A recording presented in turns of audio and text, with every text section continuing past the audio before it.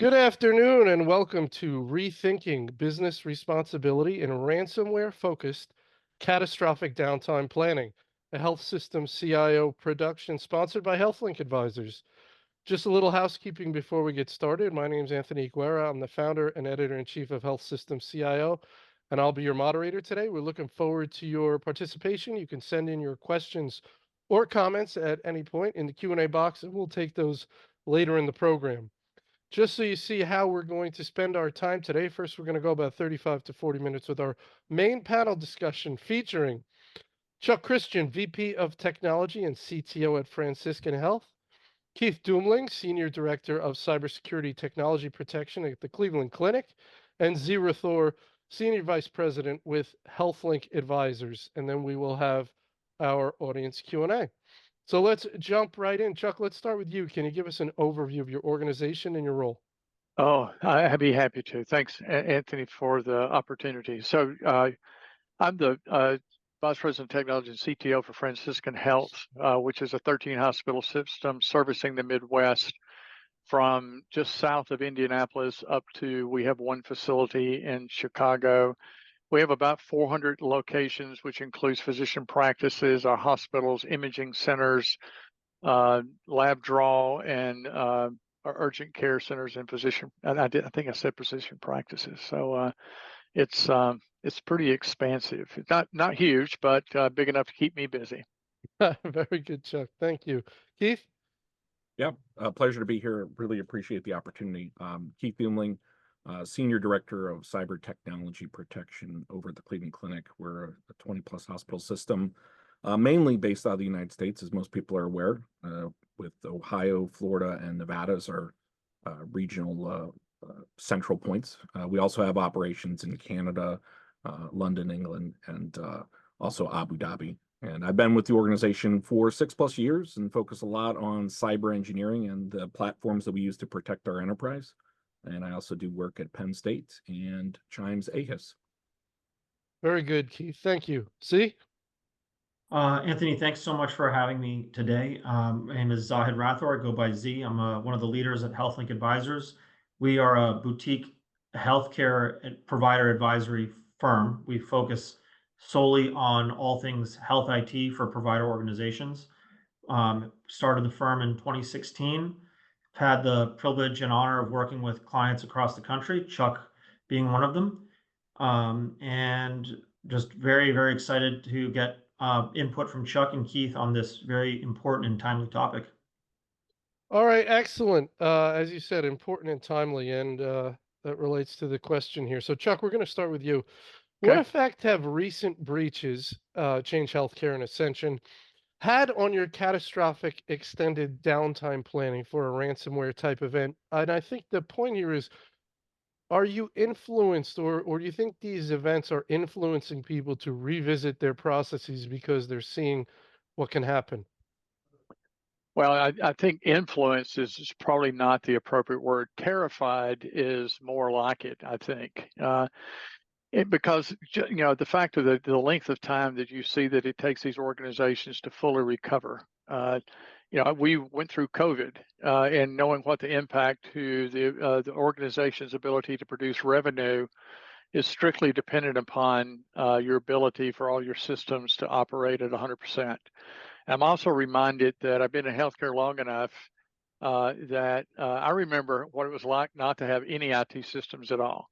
But these days and times, most of our workforce really is dependent upon the clinical systems for information and for communications. And so it is seriously, I don't think that, Change Health and Ascension, they're the most recent entries into the fray, but this has been occurring for quite some time. We've had a couple of local health systems, 3 around us, that have been hit over the last 5 years, and we follow them very closely and have personal relationships with them as not really competitors, but keep taking care of the population. So, it's a conversation that we have every day.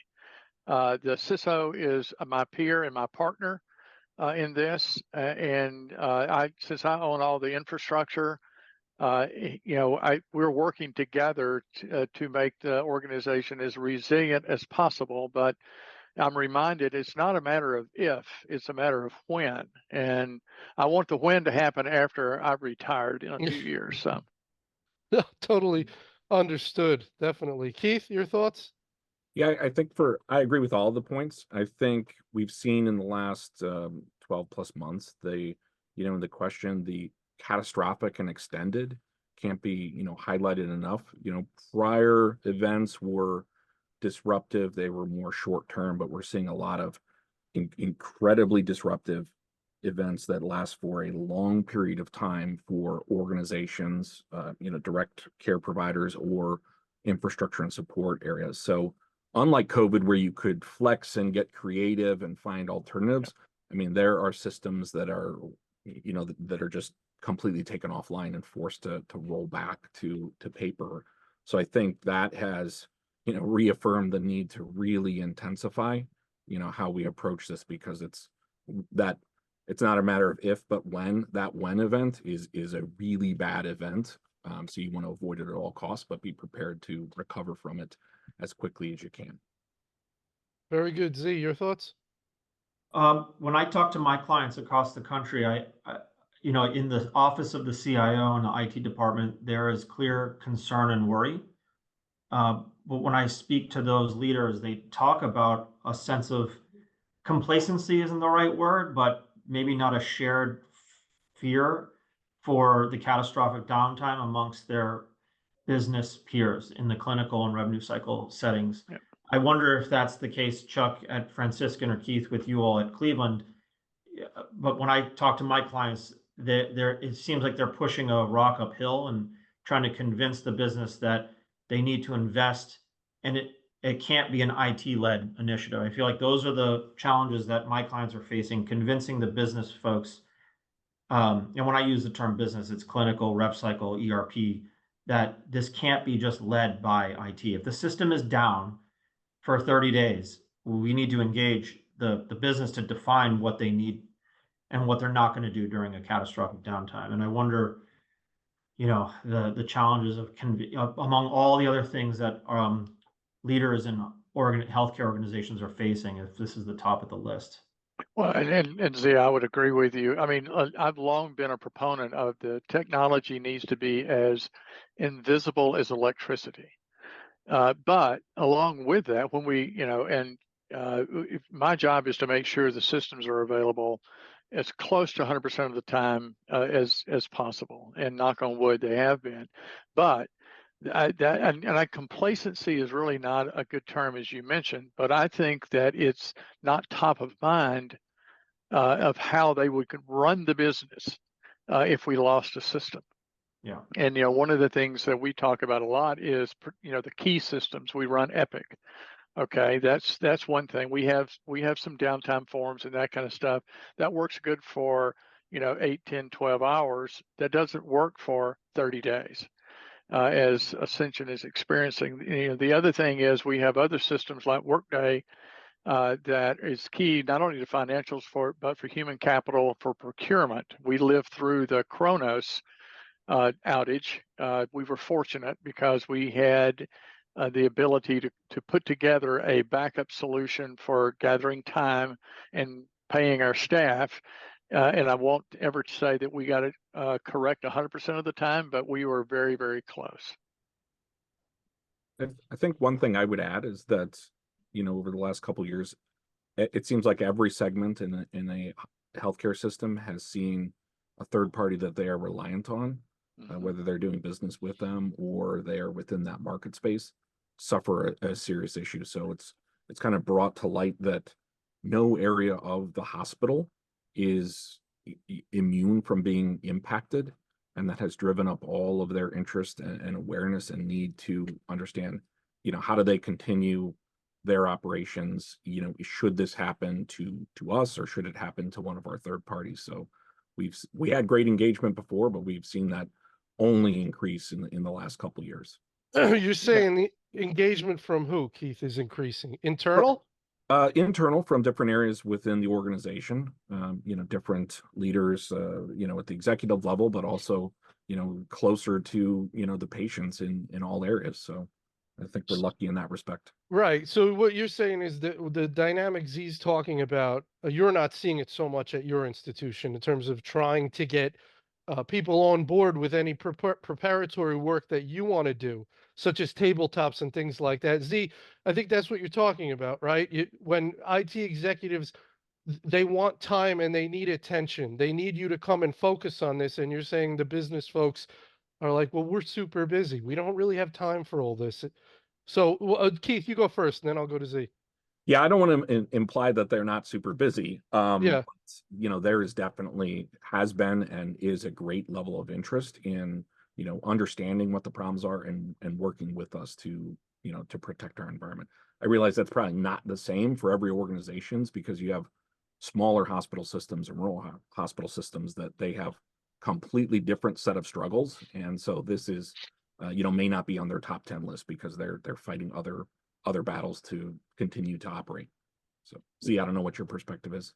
Yeah, I think it varies from organization to organization. I think there are a lot of cultural, political reasons why it may work or it may not work. And I'm curious to both of you, what has been a successful factor to engage the business? Is it a mandate from top down? Is it grassroots? What if we were to help, give advice to the folks on the webinar here, if they're facing a lack of business engagement, what has worked at your organization? Well, I'll tell you what we're doing right now is that Charles it's on the topic of every senior leadership meeting about how are we going to prepare and become resilient. It's on the CFO's agenda because they understand the mathematics of the numbers, of the amount of revenue that we generate on a daily basis and what it would cost us to be, having to cancel surgeries and other opportunities to service our patient population.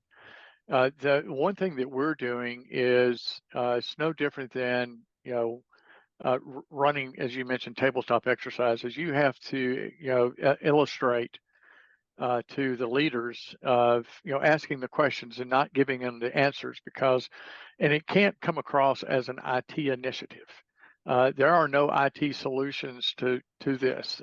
There has to be a specific amount of work put in and gray matter applied to it to figure out how I'm going to actually run the business without a system. And we have to ensure that it's practiced enough that people understand what their role is in that event. I mean, I go back a long way as part of the leadership at another healthcare organization. We used to run mass casualty events. I mean, with students from the local university, and we would bring them in, in a mass trauma event, so people could experience it, not with real blood and gaping wounds, but with simulated ones. But we went through every one of the processes of doing the triage, setting up the different areas and for visitation and that kind of stuff. And then when something happens of that event, people have an idea of what their roles are that need to do. And that's the same thing we need to do with having the systems being out. People need to understand what do I do? And if we have time, Anthony, I'll tell you about a system outage I experienced when I was at Georgia. Okay. Okay. Do you want to go into that a little bit? Well, real quick, I mean, Yeah. we had a catastrophic failure of a network switch.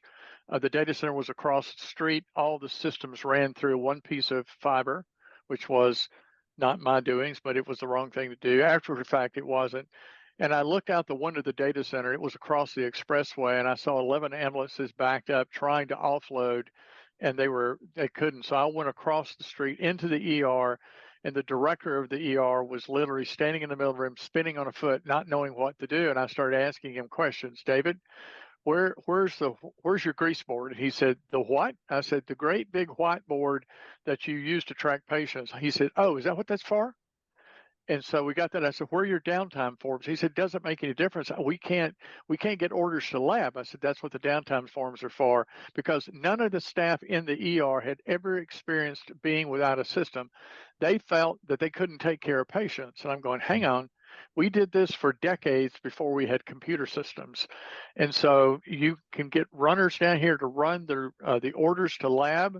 Lab can still process them on their automated instruments, and they can run the printouts off the instruments back down to the emergency room. And I said, you're only doing stats anyway. So, people need to understand and remember, and you also have to have people that are charged with the responsibilities of, here's what you need to know, you need to do, and because they're going to be directing traffic and giving people direction through the event. I think All I'll right. jump in on that. Go ahead, Keith. I think one of the things I heard, Chuck, is that example was moving the conversation away from tabletops to more of a drill model, where you have people who are actually frontline caregivers who are walking through the process of how do you maintain operations without Epic available for hours or a prolonged period of time. And I think that's a key thing that we have to do, is continue that, moving the conversation out of Teams and Zoom and things like that, and into the real areas where the real work and the real care is delivered, so that we can, gain that higher level of comfort. The same thing we do with care and, with quality and patient safety. Right. There are things that are done on the front lines all the time that allow it to become, pervasive throughout the entire culture of the hospital system. Well, I mean, I think it's important, and Keith, just what you said, is the people in the departments, in the care areas. This IT's not going to be running around telling everybody what to do, because we don't know all the processes. Some of us have had clinical experience, but mine's decades old. And those people need to be prepared, and and we need to have the documentation and the tools and stuff. Like this week, my team on the DR and business continuity group, we have what we call blue tubs. These are tubs full with forms, depending upon the departments and stuff, that are housed offsite and are brought back. We're bringing them back in to do an inventory to make sure everything's current. So let's talk about this a little bit. Z, is based on what Keith was mentioning and Chuck was mentioning, do tabletops have inherent limitations that we need to, because if you're focused on that being your sort of true north of business continuity planning, and you're like and I've seen webinars on how to do really good cyber tabletops, maybe that's not the end all be all from what we're hearing. What are your thoughts, Z? I agree. I think it's one important tool in the toolkit, but not the be all end all. And I would welcome Keith and Chuck to disagree with me if I am in fact off base. But my observations as a consultant is that I'm trying to think, not to speak too much in cliche, but I feel like I feel like saying it takes a village for some reason. That comes to my mind. But I feel it's business engagement, telling them where they declare what they need to survive in a catastrophic downtime. More importantly, or as importantly, what they're not going to do, and that gets documented. And then perhaps there's even a way of identifying the things that you need to survive. What are our alternative options? So maybe that's setting up a alternative cloud-based solution while Epic is down, or maybe it's like an interface with Quest to get labs ordered and resulted. And then how are we going to pay our employees? Well, maybe if ADP or Kronos is down, how are we going to pay our employees? How are we going to collect their time and pay them? And Chuck has a lot of lessons learned there. I feel like a lot of that can get, as Keith was mentioning, like both Keith and Chuck have talked about, you don't want that to be the first time they're going through it in an actual event. And so sure, that gets solved in the tabletop, but just saying that we've relieved our responsibility because we've done a tabletop probably isn't going to be sufficient. And I also wonder, I'm going to go a little off course here with the question, but I get the sense that this is more and more a board level concern. Mm-hmm. And perhaps an implication of the insurer, where they're going to look to see if you're doing these things, of which probably a tabletop is one. But I suspect the insurer and the board aren't just going to be satisfied with the fact that, oh, we did a tabletop, we're good. I suspect that's not going to be enough. I wonder what Keith and Chuck have to say about that. Well, I mean, I think part of what the board does, ours does, is they've engaged outside auditors and our auditing process, policy. But I think it's got to go deeper than that. Just because you have a policy doesn't mean anything other than you have a policy. That checks one box, but people knowing where it is, how to execute it. And the other thing too is all of our policies are online. If we don't have a network, how are you going to get to it to read it? And so those are all some of the things that we're having to think through. And the other thing that I'd mention is I've been doing this for a long time and have gone through multiple iterations of disaster recovery and business continuity. And everybody always plans for, the smoking hole where the data center used to be, everything's gone. Well, guess what? That's typically not what happens. Like this weekend, we had an issue with a patch that was applied in April that just now impacted one of our domain servers and caused an issue with it. People, without the domain servers, you can't get to anything. People try to log on, they can't. So, we have to look at, segmenting out what, and having approaches. The end result may be the same. I can't launch anything, but the network's still there. The phones are still working. I can still get to the internet, but I can't get into their applications that are sitting in Azure or sitting in our data center. So we have to do something other than just an all-out catastrophe. Right. Plan for different scenarios. Go ahead, Keith. Yeah, I was going to add that, we talked a lot about the differences and how, there are different types of events. And I would also argue that the method that care is delivered is very nuanced from hospital to hospital, Yep. from office to office. So I think we're talking about, this isn't so much a business continuity plan. This is a business continuity strategy that has multiple aspects that exist under it that are also going to be expected to evolve over time. I'm certain that the board is going to ask the same questions, but at a different level of intensity 2-3 years into the future, as their understanding of the material increases. Caregivers of all types will have a greater literacy when it comes to this. So we can only expect the asks and the expectations to increase over time, just like, the threats will increase in their intensity. So I guess less of a plan and more of a strategy to get this all under control to the best of our ability. That'd be my piece. And I remember when I couldn't, if we had funding for anything from a security standpoint or from a business continuity standpoint, it was almost impossible to have that conversation. It's not now, because people, it's been well documented, and it's, particularly with Change Healthcare and most recently Ascension and others, it becomes painfully apparent that if you're not planning of what to do in the event, then you're truly going to have an impact upon the business and the ability of the organization to successfully care for your patient population. And in healthcare, if you have a patient that is getting care somewhere else, they're probably not going to come back if they have a good experience. And so it's the public relations and long-term damage to business it carries forth. So my observations and what I would say is that there has to be a disconnect between the planning that we think is going to work in an outage and what's actually going to work in an outage, because I think that's the only explanation for seeing these really difficult experiences that people are going through when they have an outage. We're not seeing people have an outage, and even the biggest of the big, like Ascension, you assume that they had good leadership and the money was there, but you're not seeing this sort of fairly smooth transition to paper. Like, we got this. You're hearing really challenging stories. So to me, that says there's a disconnect. Now, some of this could be the tabletops dynamic that was mentioned, that we're starting to realize that that isn't going to do it.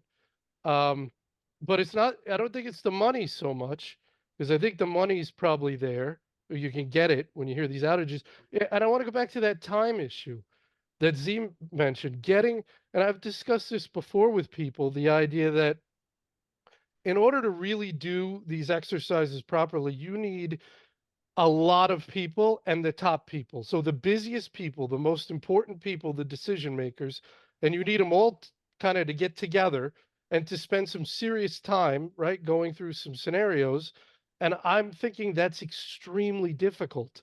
And if you get it, you're going to get them for a very short period of time, and you better have everything planned right, because you can't say, you know what, that's not exactly how I wanted to do it. Let's schedule it again for next week. Just take me through any of those thoughts and your reaction. Z, let's start with you. Yeah, I was actually going to ask a question to further your question, and I wonder if it's Chuck and Keith, is that a resultant of missed expectations between business and IT, and whereas the business says, well, that's IT's problem to solve? I'm sorry, Keith, go ahead, and I'll chime in there. Go ahead. Go ahead. No, go ahead. Okay. I mean, I would agree. I think there's some of our early conversations several years ago when we started first mentioning it. I think it's everybody's thought that it's IT's problem to solve. It's kind of like change. Change is good. You go ahead and go first. But Anthony, when you were talking, I had two thoughts come to mind when you were talking about timing. If you remember the movie Sully, where he put the plane down in the Hudson River, when they were going through the simulations, their simulations said that he could have made Teterboro Airport. Well, guess what? They weren't in the plane, they weren't in the seat. It's really easy to run simulations when you're not under the strain and you don't have 236 lives that souls that you're responsible for. Because the environment is different. It's no different than I don't think it. In the art of war, they said every battle plan is successful until you first engage the enemy. And so I think that we have to simulate it differently, in other than just running a tabletop, because it's really easy. Having been through many tabletops, it's easy to gloss over something. And you assume that everything that you're telling people to do was successful, and you go on. But it's not that. The event that I had on Sunday that we spent several hours, getting to the bottom of it, it presented itself as X, but after we started looking at the impacts, and it was only because several of us were trying to get on our Global Protect network. We couldn't get in. That pointed us to a domain server issue. We could have fussed around with Citrix for another couple of hours and never found it. So it's not necessarily how it presents, but we have to be aware of it as we go through and see how we can simulate. I don't know if VR is an option to put people in those kind of situations, but it's also it takes some convincing. And you asked a question earlier if it needs to come from the top, and my definitive answer is absolutely. Is every leader in the organization needs to understand it's their responsibility to understand how they're going to run their business unit, their department, or their facility without systems, and still take care of our patients, because people are still going to get ill. The ambulances are still going to come. We need to be prepared to do that. One of the ideas that was presented to me in an interview I did was we've almost, so over the process of digitizing healthcare over the last 20 years, especially since the HITECH Act, paper was anathema, right? Paper was a bad word. So you wanted to get rid of paper everywhere you could.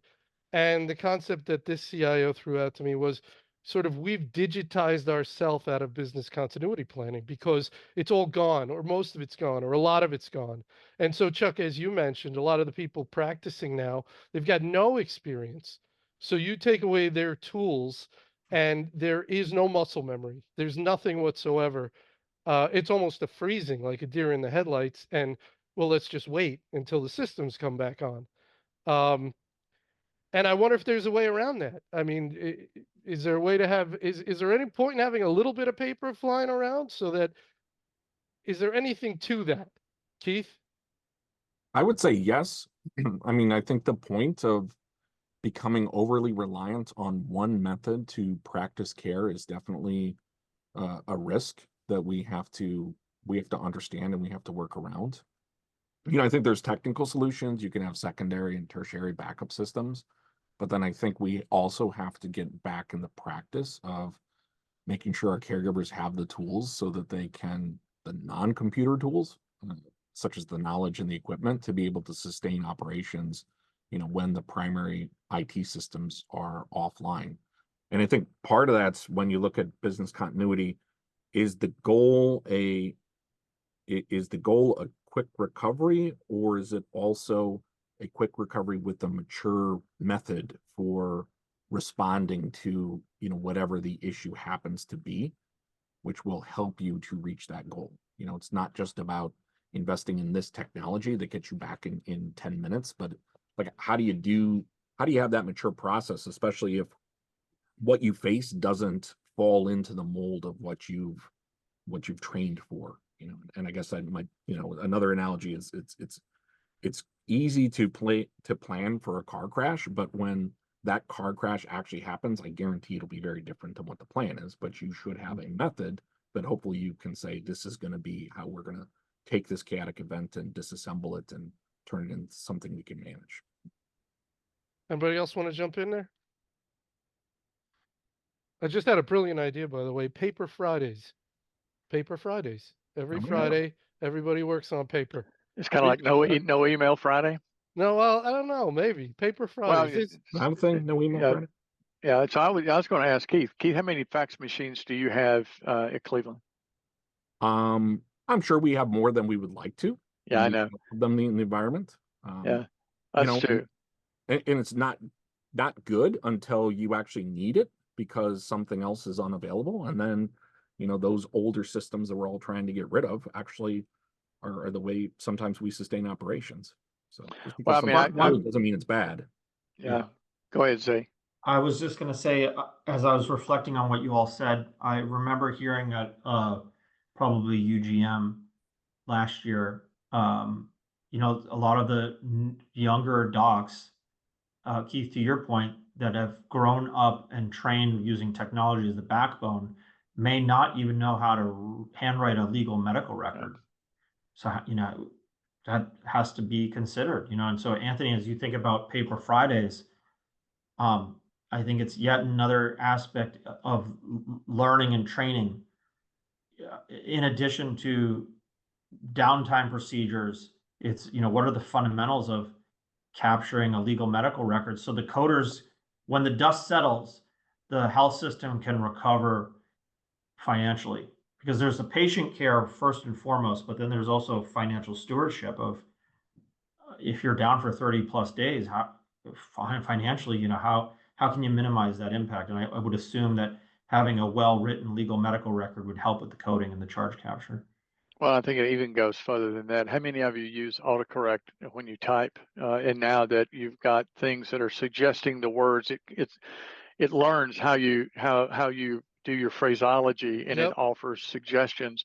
And spelling, and I have terrible handwriting, and so I've always disguised bad spelling through very poor handwriting.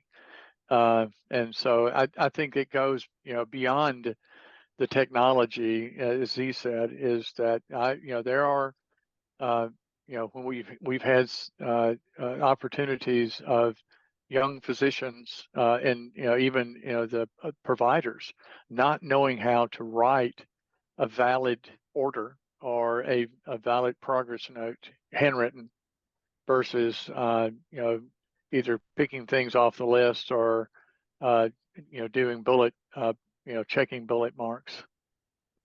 Yeah, and I bet this is probably going to have, you suppose in medical schools, they're probably not teaching them how to write any scripts at all. It's probably everything in medical school, I assume, is electronic now. And I think that may need to be, this could be an effect, the effect of these outages and seeing these outages and realizing that there's no ability for these clinicians that have trained and practiced only electronically to switch to paper. It's extremely difficult. That may have to go back to medical school. Like medical schools may have to start teaching both ways again as they see the effects of only teaching one way. What do you think, Z? I think I'm making a lot of sense here.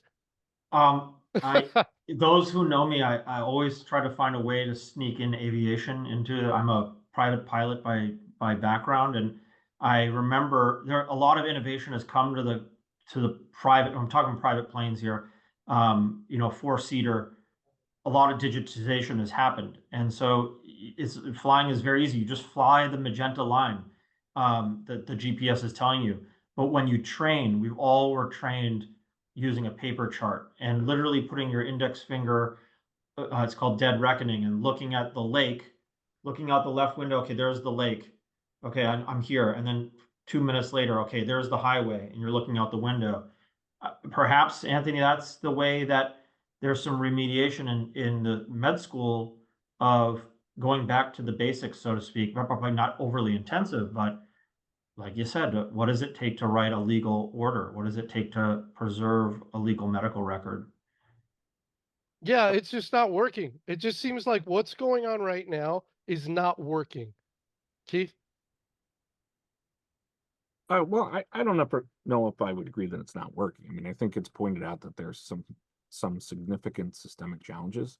I would agree with Z's point of and your point as well, Anthony, that we've got to take the lessons learned from the field and bring them back into the educational system so that the current caregivers that are going for additional education and those that are new, you know, benefit from the experiences and some of the difficult times of others so that they can be better prepared for that.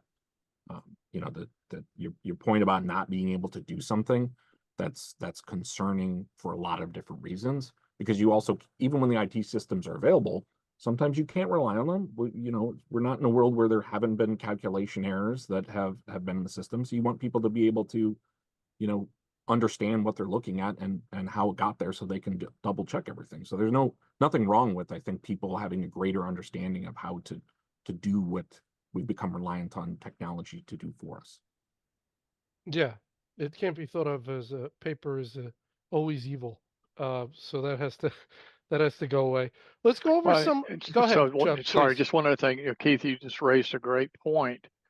Is we've built a lot of intelligence into particularly the ordering systems, dose calculators, clinical decision support tools. All those are not available if the systems aren't online. So, you know, that would lead me to believe, you know, we need to have some concern about patient safety, particularly in pediatric hospitals where those dosing calculations are highly dependent upon age and weight.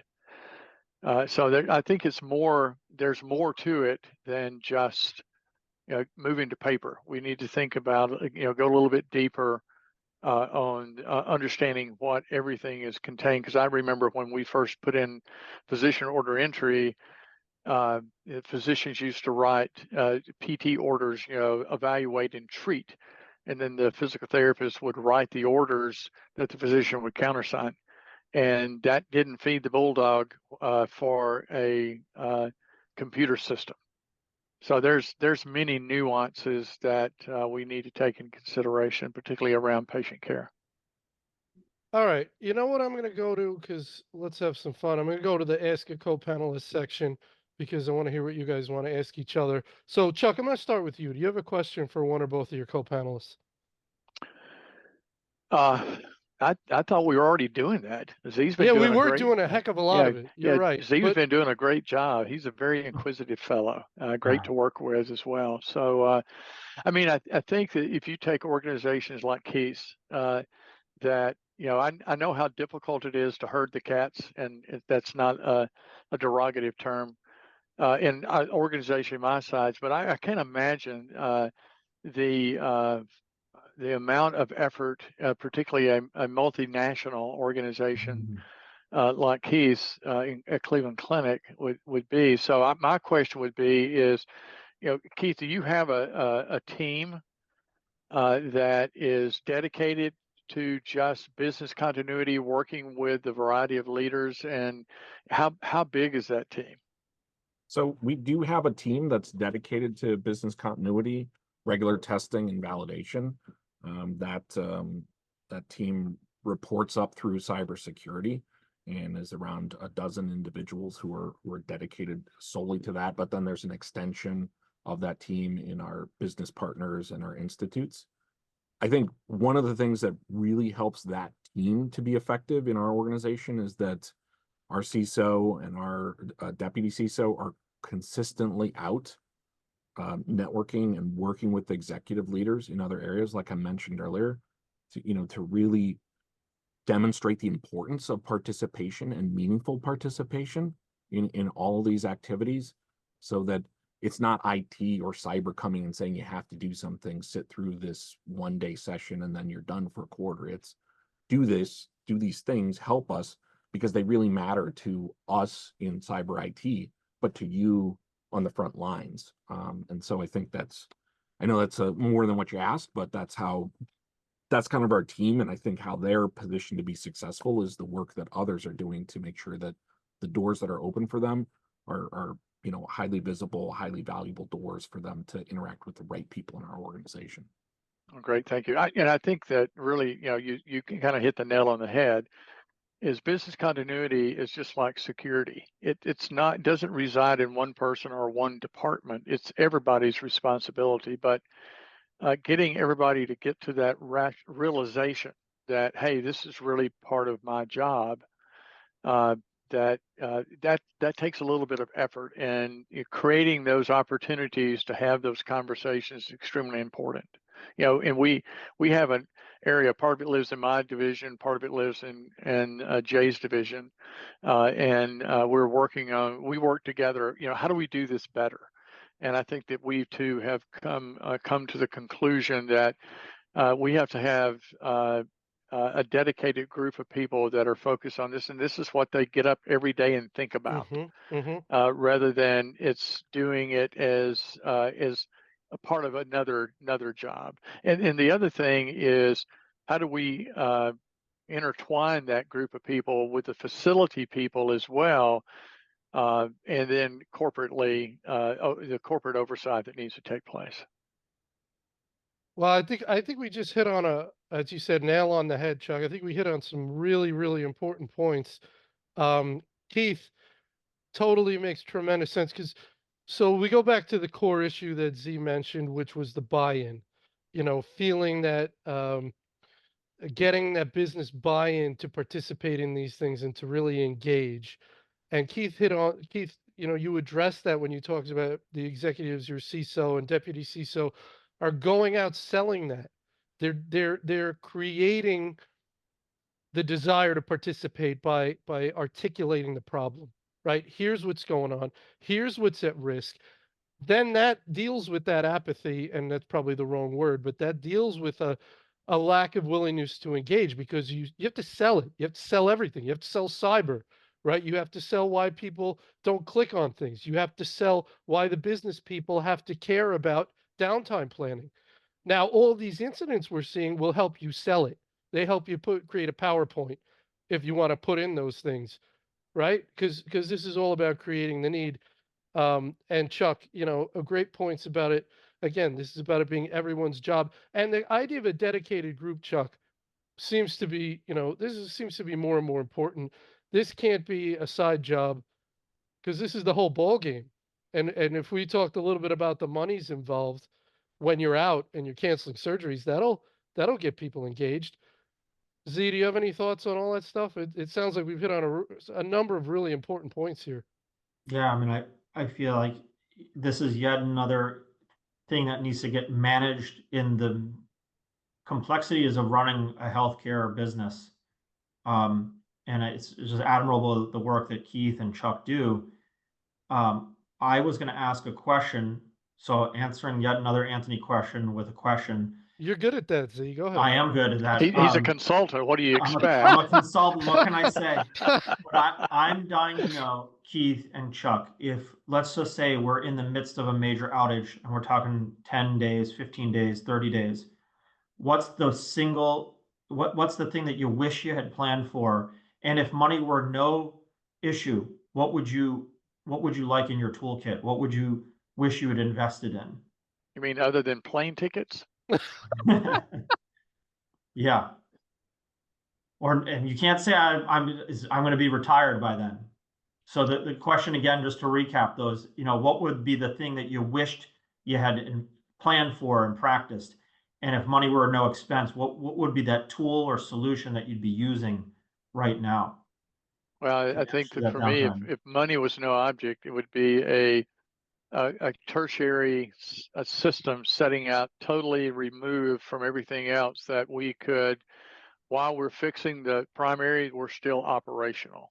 Yeah. And it's not expensive. It's not inexpensive, but you think about it. If you look at your organization, how much revenue is required to be generated every day, and for order to cover the cost, much less add to the kitty so you can continue to maintain your infrastructure and make investments in the future. It's an insurance policy that you hope you never ever have to use. Chuck, is that something that you're actually looking into or considering, or no? If I told you, I'd have to kill you. So the answer is yes. Okay. Okay. Very good. Keith? So I'm going to go big because you said there's money's no issue. I would seek a completely air-gapped replication of my production environment and make it accessible to all areas of the enterprise. So effectively, I kind of consider it a red network, where when the primary network has an issue of some type, if it's large, comprehensive, you can flip the business and use this air-gapped infrastructure just the same. If we can, like a jet, if you lose one engine, you should be able to maintain operations with that second one because of the redundancy. So I would go for something like that. How you get there, pretty difficult, pretty expensive, but I went big with the ask. Why not? Well, I mean, that's exactly what I'm talking about too, Keith. Yeah. I mean, but there are significant challenges to do that, and it's more.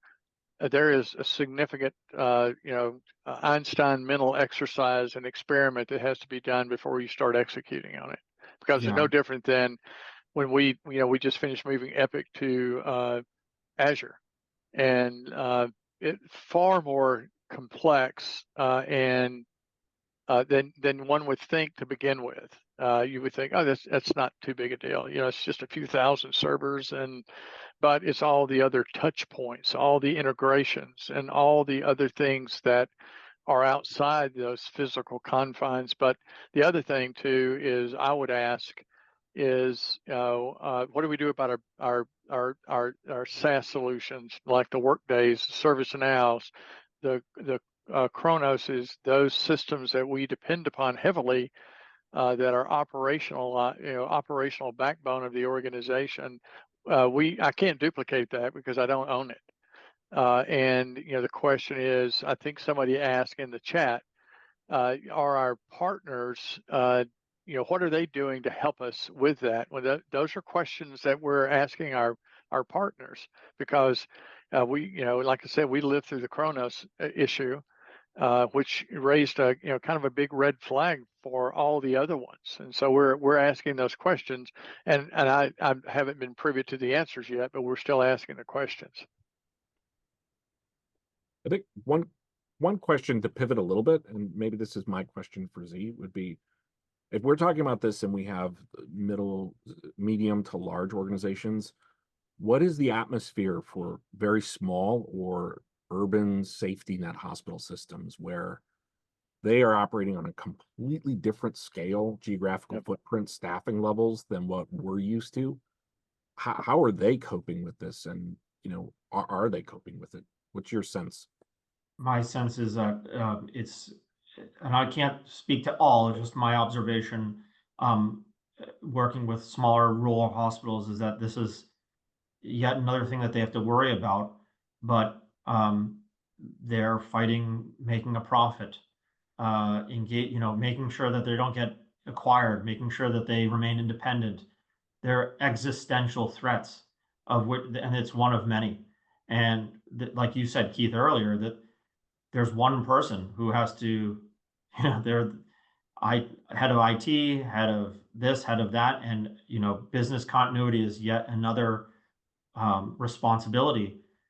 I just feel that it would be overwhelming, and I don't know what the answer is for those systems. I think some of it ties back to that question that Chuck had mentioned that was in the chat, that perhaps there's more of a reliance on the vendor to support them through a catastrophic outage, as opposed to building that internal capacity. But what I'm taking away from this conversation is you can never engage the business enough. So perhaps, Right. You're trying to fit 25 hours into a 24-hour day, but engagement probably, at all hands, brown bag lunches, just raising awareness probably is a good, ounce of prevention. But Keith, to answer your specific question, I feel that that's a huge risk area, and that's probably a resource constraint. Yeah, and I would agree with you as well. Is that, I was at a community hospital for many years, and having the funding to do what you had to do, because at that facility I was the CIO, the CTO, and the CISO, and so you have to wear many hats. And I'm now in an organization that we're fortunate enough to be able to split all those duties out and have being able to focus on those areas. And that's when in the Chime Public Policy Committee, we've always focused on, well, these regulations are great, but how does it help the small and critical access hospitals? Because they're even worse than the community hospitals.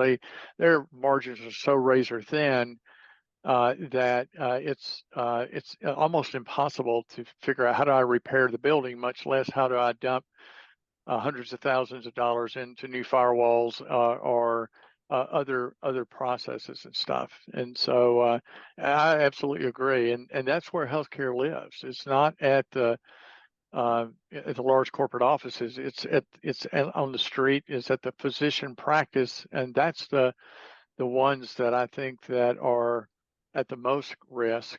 Is that these onesie twosie private physician practices that are hanging on, trying to remain independent, but the cost of being out there is it's unsurmountable at times.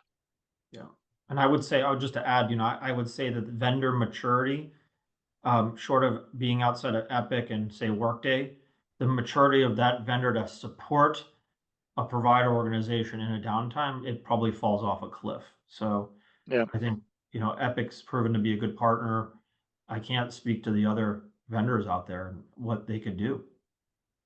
I think that's also an area of concern. So especially for these small organizations that are fully SaaS based with their EHR and their cloud and their ERP, what would they do? I'm not sure.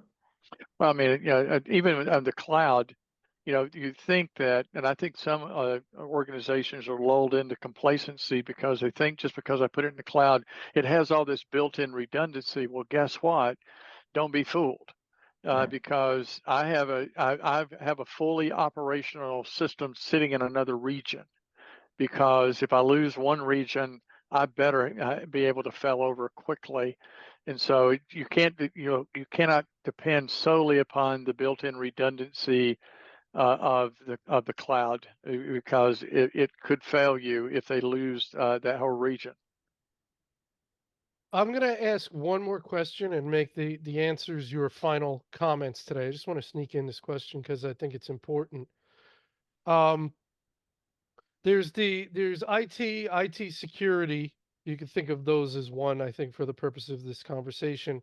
And then there would be the business. Let's think of three entities: IT/IT security, emergency management, the overarching emergency management unit of that or function. And then there are the operational leaders, the business. You can think of the business or the clinical operations. Those three entities. Um, what would you say IT/IT security's responsibility is for preparing the business to deal with technology-induced outages? So a cyber outage, what is IT security's responsibility to the other two entities?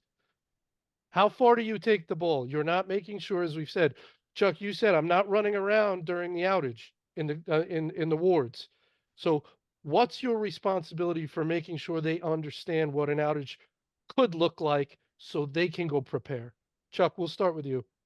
Well, I think that it's a team sport. I'm not sure you can segregate out the responsibility to various areas. You have to play together. That's the reason that Jay and I work together on this stuff. He very much is far more focused. But I'm trying to keep the plumbing in place and make sure it's safe and it's redundant. But I think there's also one more component, Anthony, that you didn't mention, and that's incident response. Is that you've got to have a plan of once it's identified, what do you do then? Who's going to call it?